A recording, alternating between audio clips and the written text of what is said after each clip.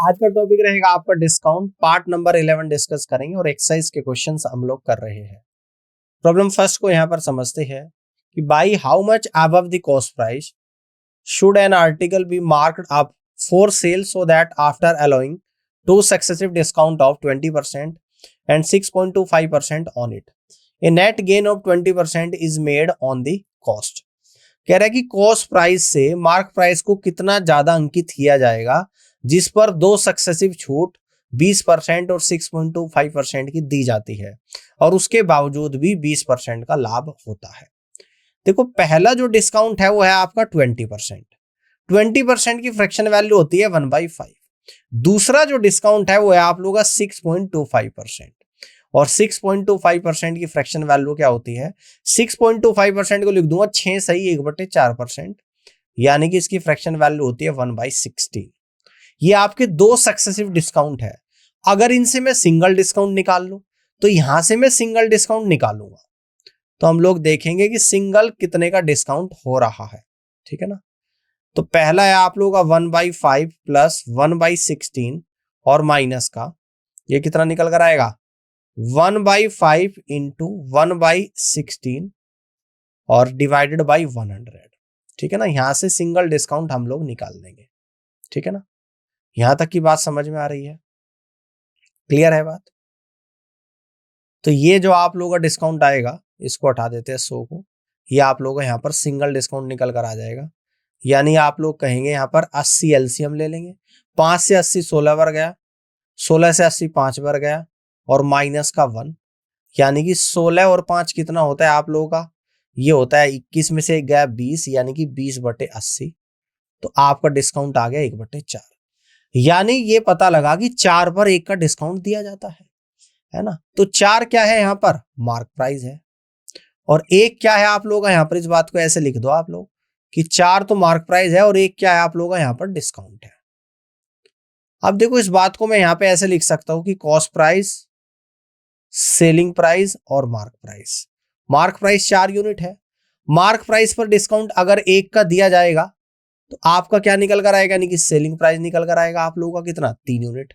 अब कह रहा है कि ये सब करने के बाद आखिरी में आपको नेट गेन होता है 20% का, और 20% की फ्रैक्शन वैल्यू 1/5, यानी कि गेन किस पर होता है? हमेशा कॉस्ट प्राइस पर। यानी कि 5 तो कॉस्ट प्राइस है यहाँ पर और 5 पर आप लोगों का यहाँ पर क्या हो रहा है? 1 का प्रॉफिट हो रहा है ना? 5 पर आप लोगों का यहाँ पर क्या हो रहा है? 1 का प्रॉफिट हो रहा है। तो आप लोग कहेंगे कि 5 की वस्तु पर अगर 1 का प्रॉफिट है तो 6 पर बेचा जाएगा। तो यहां से कंप्लीट रेशो हम लोग निकाल लेंगे। ऊपर सेलिंग प्राइस 3, नीचे 6, तो ऊपर वाले को भी बराबर कर दो भाई। तो ये आएगा 5:6:8 निकल कर आ जाएगा। Cost price, selling price, mark price का रेशो 5:6:8। अब आपसे क्या पूछता है कि कॉस्ट प्राइस से मार्क प्राइस को कितना ज्यादा अंकित किया जाए, यानी कि 5 की वस्तु को 8 लिखा जा रहा है। कितना ज्यादा लिखा जा रहा है? 3 ज्यादा। यानी कि यहां से आप लोग निकालोगे मार्क अप परसेंटेज। तो कितना है? 5 पर 3 ज्यादा, तो 100 पर कितना ज्यादा होगा? गुणा 100। 5 से 100 गया 20 पर, और 20 गुणा 3 कितना होता है? 60%। तो कितना ज्यादा अंकित किया गया? यानी कि 60% ज्यादा अंकित किया जाएगा। तब जाकर आप लोगों को नेट गेन 20% होगा, दो सक्सेसिव डिस्काउंट देने के बाद। तो इस तरीके से आप लोग कह सकते हैं कि 60% is the correct answer of this question. Clear हो गई बात? आगे बढ़ते हैं। प्रॉब्लम सेकंड को यहां पर समझते हैं कि Sonam owns a house worth 10,000 rupees. She sells it to Abhishek at a profit of 15%. After some time, Abhishek sells it back to Sonam at 15% loss. Find Sonam gains और profit percentage. सोनम एक house को खरीदती है, सोनम का house जिसकी worth 10,000 रुपए है, वह इसे अभिषेक को 15% के प्रॉफिट पर बेच देती है और कुछ समय के बाद अभिषेक इसको फिर से सोनम को 15% के लॉस पर बेचता है। तो बताओ कि सोनम को कितने परसेंट प्रॉफिट हुआ टोटल, या कितने परसेंट लॉस हुआ, ये आप लोगों को बताना है। देखो, यहां पर तो लिख देंगे आप लोग सोनम और यहां पर लिख देंगे अभिषेक। क्या लिख देंगे? अभिषेक। क्लियर है? मान लो कि हाउस की कीमत 100 रुपए थी, ये मैंने यहां पर एज्यूम कर ली, है ना? अब इसे क्या करता है, वह अभिषेक को बेचती है सोनम, और क्या कर रही है, 15% के लाभ पर बेच रही है। 100 की वस्तु पर 15% का लाभ, यानी 115 का हाउस पड़ रहा है अभिषेक को। अब फिर से क्या कर रहा है, अभिषेक इस हाउस को फिर से सोनम को बेच दे रहा है। फिर से क्या करता है, सोनम को बेच देता है, और क्या करता है, 15% के लॉस पर बेचता है। अब 115 का 15% आपको निकालना पड़ेगा, तो 115 का 10% होता है कितना आप लोगों का, यानी 11.5, है ना, और 5% होता है 5.75, यानी कि 5 7 5 12 का 2 1 5 6 और 1 7, यानी अब अभिषेक 115 के 15% डिस्काउंट यानी 17.25 कम मूल्य पर इस हाउस को सोनम को बेचता है। तो 115 में से 17.25 को अगर मैं यहां पर माइनस करूंगा तो आप लोगों का कितना निकल कर आएगा, यहां पर तो आप लोगों का कितना निकल कर आएगा, देखो 115 में से कितना कम करेंगे हम लोग, तो यह आपका निकल कर आएगा, यानी कि 97.75 पर यह हाउस किसको दे दिया, इसने सोनम को बेच दिया। अब सोनम का प्रॉफिट एंड लॉस निकालना, यानी कि टोटल प्रॉफिट परसेंटेज या लॉस परसेंटेज ऑफ सोनम। ध्यान से समझिएगा, पहले तो सोनम ने क्या करा है, 15% का लाभ कमाया है स्टार्टिंग में, ठीक है ना, 15% का प्रॉफिट कमाया, 100 की वस्तु को 115 में बेचा। बाद में सोनम की जो 100 रुपए की वस्तु थी उसे कितने में मिल रही है सोनम को, वो मिल रही है 97.75 में, यानी कि यहां से भी सोनम क्या कर रही है, लाभ कमा रही है। और कितने का लाभ कमा रही है, यानी कि यहां पे, यानी कि यहां से आप लोग कहोगे कि 2.25 का लाभ यहां से कमा रही सोनम, तो 2.25% का लाभ यहां से। भाई 100 की वस्तु अगर कोई मुझे आके ये कहे, एक्चुअल में तो शुरुआत में उसकी कीमत 100 थी, पहले तो मैंने 100 की वस्तु को 115 में बेचा, 15 रुपए कमा लिए, फिर उसी 100 रुपए की वस्तु को मैं अगर 97.25 में खरीद रहा हूं, तो यहां से भी मैं कितना कमा रहा हूं, 2.25 का यहां से बेनिफिट हो रहा है। तो टोटल सोनम का जो प्रॉफिट होगा वो 17.25% का क्या हो जाएगा, लाभ हो जाएगा। क्या हो जाएगा यहां पर, यानी कि प्रॉफिट हो जाएगा। 17.25% का यहां पर सोनम को क्या होगा, गेन हो जाएगा। मैं लिख भी देता हूं यहां पर कितने का प्रॉफिट होगा, 17.25% का सोनम को यहां पे क्या हो जाएगा, प्रॉफिट हो जाएगा। ये बात समझ में आ गई। इस तरीके से ही क्वेश्चन को आप लोगों को करना था, ठीक है ना। आगे बढ़ते हैं, प्रॉब्लम 3 को यहां पर समझते हैं, इसको करते हैं। Nitish sells sugar at 20% more than the cost of purchase. He also cheats on weight and weighs only 950 gram per kilogram of sugar. Giri, being a regular customer, is offered a discount of 15% and pay only 48 rupees for a kg sugar. The profit of Nitish when Giri purchased 1 kilogram of sugar from him is, Nitish क्या करता है, चीनी को उसके जिस कीमत पर खरीदता है उससे 20% ज्यादा पर बेचता है, लेकिन वह उसके वजन में धोखाधड़ी करता है और 1 किलोग्राम की बजाय 950 ग्राम शुगर ही देता है।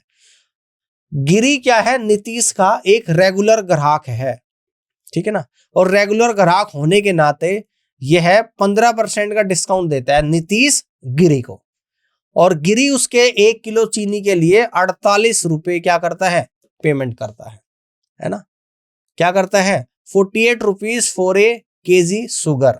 The profit of Nitish when Giri purchase 1 kilogram sugar from him is, यानी कि नीतीश को कितना प्रॉफिट हुआ जब उसने 1 किलोग्राम शुगर को क्या करा है, गिरी को बेचा है। गिरी ने जब नीतीश से 1 किलोग्राम शुगर खरीदा तो कितना लाभ कमाया, ये आप लोगों को बताना है। तो देखो कुछ परसेंटेज यहां पर दे रखी, सबसे पहले दे रखा 20%। 20% की फ्रैक्शन वैल्यू होती है 1/5, यानी कि शुगर का मूल्य क्या है, जितना कॉस्ट प्राइस है उससे 1 रुपया ज्यादा पर बेचता है, 5 की वस्तु को 6 पर बेच रहा है, यानी कि 5 रुपए कीमत था और बेच दिया कितने में, 6 में। यहां पर लिख देंगे सीपी और यहां पर लिख देंगे एसपी। अब उसके बाद क्या करता है, देना था 1000 ग्राम, यानी कि तोलना था तो 1000 ग्राम, और वेट में गड़बड़ी करता है, तोलता है 952 ग्राम ही, ठीक है ना, 952 ग्राम ही तोलता है।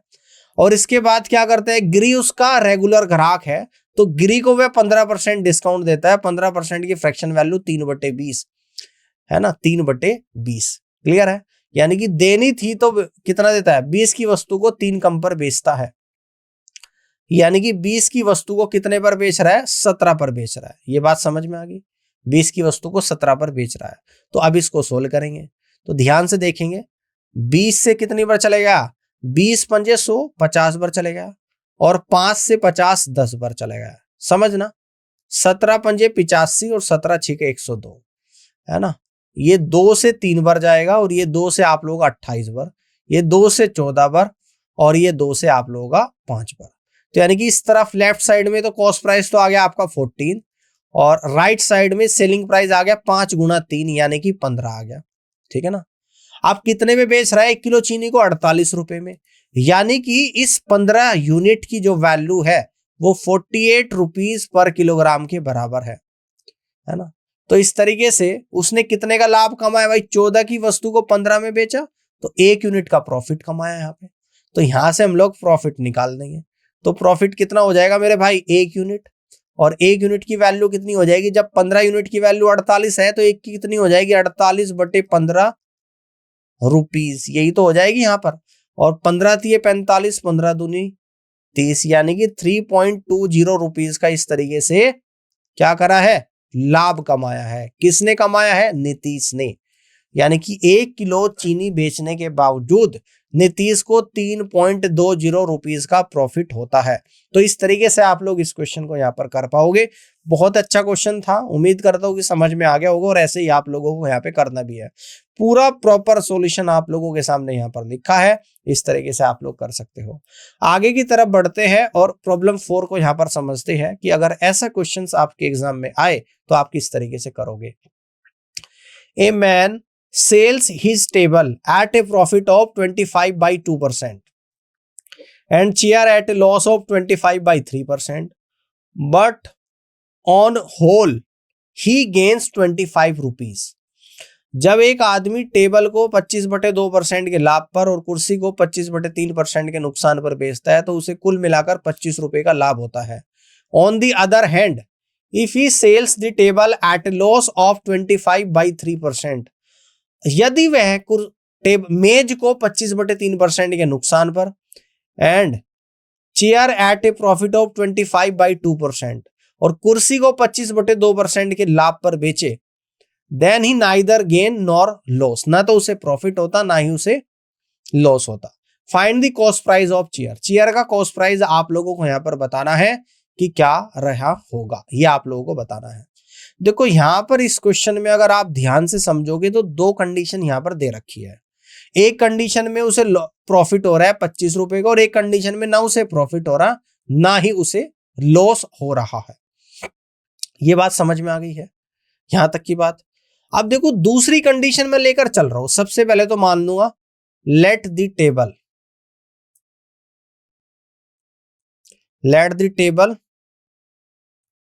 And chair respectively, let the table and chair T and C respectively। ये बात समझ में आई। मैं टेबल को तो T से डिनोट करूंगा और चेयर को C से डिनोट करूंगा। बात समझ में आ गई। दूसरी कंडीशन को अगर आप देखोगे, यहां पर बोल रहा है कि सबसे पहले एक चीज और कर लो कि 25/3% को क्या कहते हैं। तो 25/3% की फ्रैक्शन वैल्यू होती है 1/12, और 25/2% की फ्रैक्शन जो वैल्यू होती है वो होती है आप लोगों की 1/8।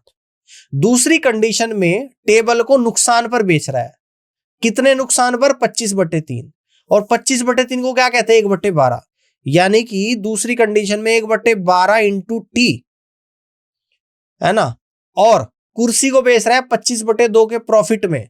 25/2 का मतलब है 1/8, और किसको बेच रहा है, कुर्सी को। जब दोनों को इस तरीके से बेचता है ना प्रॉफिट होता ना लॉस होता, है ना। तो यानी कि नो प्रॉफिट नो लॉस का मतलब क्या है कि दोनों को एक दूसरे के बराबर में लिख दूंगा। ये बात तो समझ में आ गई। यानी कि दोनों को एक दूसरे के बराबर हम लोग यहां पर लिख देंगे। 1/12 इंटू टेबल को टी से बोला इक्वल टू 1/8 इंटू सी, यानी कि चेयर। तो 1/12 टी इक्वल टू 1/8 इंटू सी के बराबर हम लोग कर देंगे, यानी कि या ऐसे बेच लो या ऐसे बेच लो तो आपको नो प्रॉफिट नो लॉस यहां पर होगा। या इस बात को ऐसे कह दो कि अगर इसमें से पहली में से दूसरे को माइनस करेंगे यानी कि 0 रुपीज का प्रॉफिट एंड लॉस हो रहा है। फिर से वही लिखना पड़ेगा मुझे 1/12 टी इक्वल टू 1/8 इंटू सी, है ना, यानी कि नो प्रॉफिट नो लॉस यहां पर हो रहा है। तो 4 तिये 12, 4 दूनी 8, तो यहां से मैं कह दूंगा table upon chair equal to, ये कितना निकल कर आ जाएगा आप लोगों का 3/2 निकल कर आएगा। कितना आएगा 3/2 आप लोगों का यहाँ पर निकल कर आएगा। इसको मैं कह देता हूं यहाँ पर 3x और चेयर को कह देता हूं मैं यहाँ पर 2x। समझ में आ गई बात? यहां तक की बात क्लियर हो गई होगी आप लोगों को, ठीक है ना। अब देखो उसके बाद जो पहली कंडीशन है, a man sells is table at a profit of 25/2% and chair at a loss of 25/3%। अब ये कहता है कि अगर टेबल को 25/2% के लाभ पर बेचे और चेयर को नुकसान पर बेचे तो वह क्या करता है, प्रॉफिट कमाता है 25 रुपए का, ठीक है ना। क्या करता है 25 रुपए का यहां से प्रॉफिट कमा रहा है ना। अब टेबल की कीमत कितनी है 3x। अब 3x पे प्रॉफिट कितने का हो रहा है 25/2 यानी कि 1/8 का, माइनस चेयर की कीमत कितनी है 2x, लॉस कितने का हो रहा है आपका 25/3 यानी कि 1/12 का, और इस तरीके से लाभ कितने का कमा रहा है 25 रुपए का लाभ कमा रहा है, ठीक है ना। यानी कि यहां से हम लोग कहेंगे 8 और 12 का एलसीएम ले लेंगे 24, 8 से 24 3 बार गया, 3 3 9x माइनस 12 से 24 गया यानी कि 4x इक्वल टू 25, यानी कि यहां से 5x इक्वल टू 25 इंटू 24 आ गया, और 5 से 25 5 बार जाएगा और 24 पंजे 120 रुपए आपका निकल कर आ गया। यानी कि फाइनली x की जो वैल्यू निकल कर आई वो 120 रुपए यहां पर निकल कर आ गई, ठीक है ना। अब आपसे क्या पूछता है कि कॉस्ट ऑफ चेयर, यहां पे कह देंगे हम लोग दी कॉस्ट प्राइस ऑफ चेयर, तो ये निकल कर आएगा कॉस्ट प्राइस ऑफ चेयर कितना निकल कर आएगा 2x है।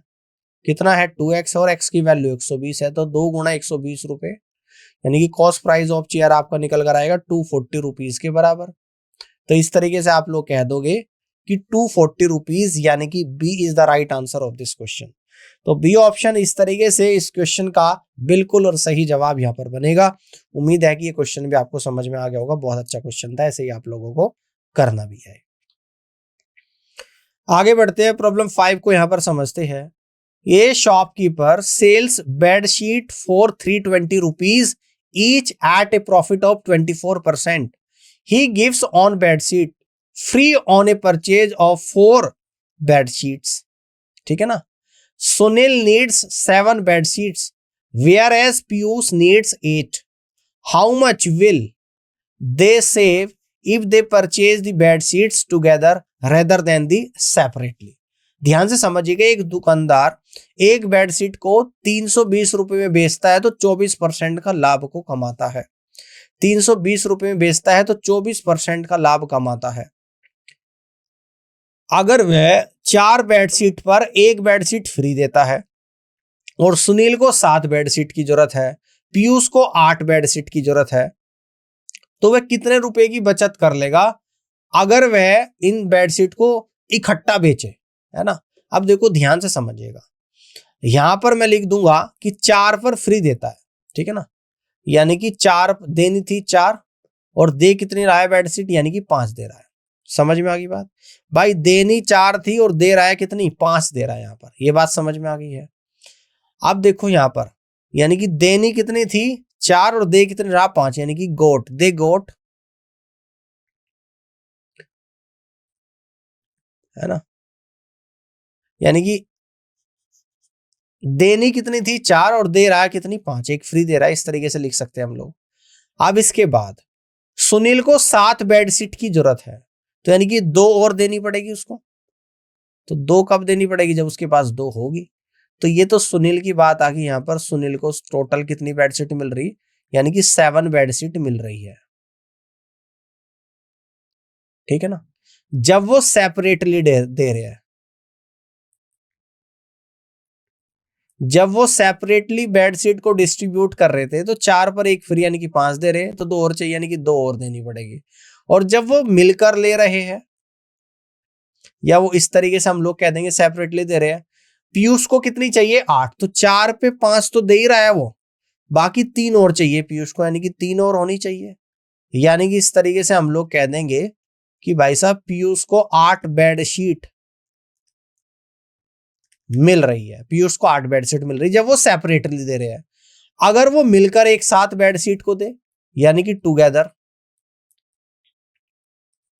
तो टोटल देनी कितनी है आप लोगों को? 7 सुनील को और 8 पीयूष को, यानी कि टोटल 15 देनी है। जबकि वो 4 पर 1 फ्री यानी कि 5 देते हैं, फिर 4 पर 1 फ्री 5, 4 पर 1 फ्री 5, यानी कि टोटल 15 बन जाएगी भाई, है ना। पैसे कितने के लिए? 12 के, यानी कि 12 की वस्तु 12 के पैसे लिए और मिल रही है कितनी? 15। बात समझ में आ गई यहाँ पे। और यहाँ पर क्या हो रहा है, यानी कि 13 के पैसे लिए और दे कितना रहा है, यानी कि 15, है ना। यानी कि इसका मतलब ये समझ में आया कि जब वो अलग अलग सेपरेटली बेडशीट सुनील और पीयूष को दे रहे, तो 13 की चीज के पैसे ले रहे और 15 दे रहे हैं, 15 ही होनी चाहिए थी। और जब वो इकट्ठा दे रहे तो 12 के पैसे ले रहे और 15 दे रहे हैं। यानी कि जब इकट्ठा दे रहे तो एक की बचत हो रही है, एक की सेविंग हो रही है, एक बेडशीट की सेविंग कर पा रहे हैं, ठीक है ना। क्वेश्चन में क्या बोल रहा है? तो भाई क्वेश्चन में यही तो बोलता है। क्वेश्चन में क्या बोलता है, यानी कि क्वेश्चन में आप लोग कहेंगे कि क्वेश्चन में क्या कह रहा है कि if they purchase the bedsheet together rather then separately how much will the save, यानी कि वह कितना बचा पा रहे हैं। तो एक बेडशीट की कीमत बचा पा रही है, और आपको पता है कि एक बेडशीट कितने बेचता है? 320 रुपए में। यानी कि एक बेडशीट को अगर सेव करेंगे तो इसकी कीमत कितनी हो जाएगी? 320 रुपए के बराबर हो जाएगी। तो इस तरीके से आप लोग क्या कहोगे कि 320 रुपीज इस क्वेश्चन का बिल्कुल करेक्ट आंसर आएगा। तो इस तरीके से कह सकते हो कि 320 रुपए की वे बचत कर पा रहे हैं। अगर सेपरेटली देंगे तो 13 के पैसे देने पड़ेंगे, अगर इकट्ठा लेंगे तो 12 के पैसे देने पड़ेंगे, 15 मिल जाएगी। तो एक बचत होगी, एक है आपकी 320 रुपए के बराबर। तो इसका मतलब है 320 रुपए की सेविंग कर पा रहे हैं। जैसे यहाँ पे लिखा है पे फॉर नंबर ऑफ बेडशीट, 4 थी, एक फ्री में मिलती है 5, तो 2 और देनी पड़ेगी क्योंकि सुनील के साथ करनी है। तो he gets number of bedsheet. और जब पीयूष की बात करेंगे, 4 पे 5 तो मिल ही रही है एक फ्री में, पीयूष को 8 चाहिए तो 3 यहां पर है, तो 13 से 15 देनी पड़ रही है। अब जब वो परचेज टुगेदर करेंगे तो 4 पे 1 फ्री 5 मिलेगी, 4 पे 1 फ्री 5, 4 पे 1 फ्री 5, यानी कि पेमेंट करेंगे 4 का और पाएंगे 5, यानी कि 12 से 15 पा रहे हैं। पहले 13 पा रहे थे, अब 15 पा रहे हैं, तो अब ज्यादा पा रहे हैं, यानी कि अब कम पा रहे हैं। तो कितनी बचा पा रहे हैं? एक बेडशीट। एक बेडशीट की कितनी है कीमत? 320 रुपए। तो इस तरीके से आप लोग इस क्वेश्चन को कर सकते हैं। उम्मीद करता हूं कि ये सेशन आप लोगों को पसंद आया होगा, और इसी के साथ आपका डिस्काउंट का टॉपिक भी कंप्लीट हो चुका है, ठीक है ना। और इस पूरी क्लास को देखने के लिए आप सभी का बहुत बहुत धन्यवाद।